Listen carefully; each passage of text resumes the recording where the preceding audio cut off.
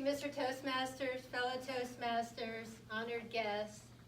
Imagine you're stuck in traffic and you're running late for an important Toastmaster meeting.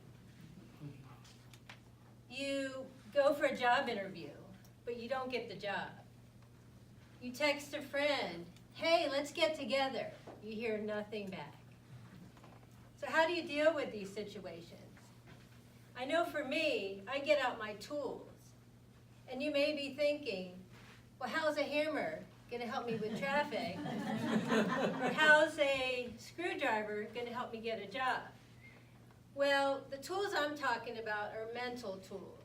And I learned these tools by attending and leading Recovery International meetings for over 20 years. And Recovery International is a self-help mental health organization that was founded over 80 years ago by Dr. Abraham Lowe. He was a neuropsychiatrist, and he was one of the pioneers of cognitive behavioral therapy, which is changing your thoughts and changing your behavior.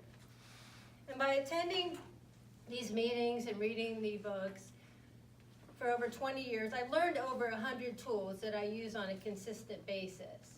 But I'm just going to share 4 of them with you today.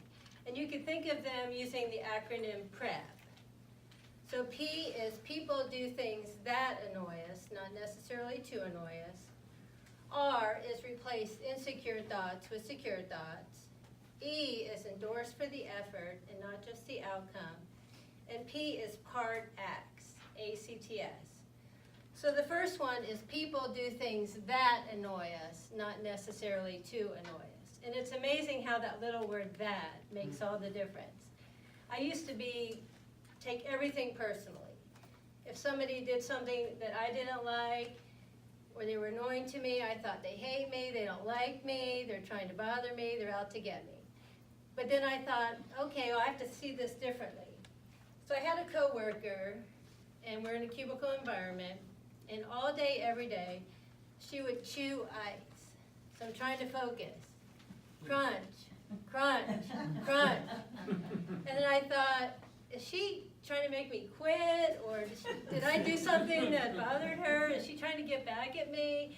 And then I thought, no, people do things that annoy us, not to annoy us. People do things that annoy us, not to annoy us. And I learned that she had a medical condition. And that's how she dealt with her symptoms. So obviously what she was doing was annoying to me, but she wasn't doing it on purpose to annoy me. R, replace insecure thoughts with secure thoughts. So I'm not sure about you, but I tend to think the worst.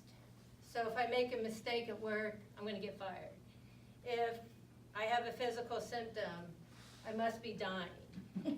And so then I think, okay, well, how am I going to think differently? How can I replace insecure thoughts with secure thoughts? So now what I do is if somebody asks me a question at work, I don't know the answer, well, I think, okay, well, I can look it up. I could ask somebody who's dealt with this before. If my car breaks down on the side of the road, I got AAA. If I have a physical symptom, I can call the doctor. I have Google. I have a lot of tools at my disposal. E, endorse for the effort and not just the outcome. So endorse is just pat yourself on the back. And like Peggy, I was a perfectionist, and I would only focus on the mistakes. So if I missed a question on a test, that's what I focused on. I didn't really want to do anything if I didn't think I was going to do a good job.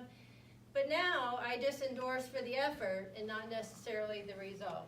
So if I get my steps in, I'll endorse, even though I can't, my favorite jeans are still too tight. If I make small talk with somebody, I'll pat myself on the back, even though I may never see them again. If I do a speech or table topics, I'll endorse, even if I don't win any awards. Finally, P, part acts, which just means take things in baby steps. So how many of you have been in Toastmasters for at least 2 years? So you're all familiar with our transition from our legacy educational system to Pathways. And when I first heard about Pathways and that we would all be switching to Pathways, I was resistant to that. I didn't want to change. I just wanted to go on my merry way. I kind of felt overwhelmed by this.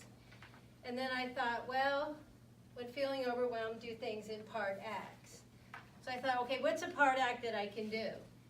Well, I can go to Toastmasters.org and I can click where it says Pathways. That's a part act, and I endorse for that.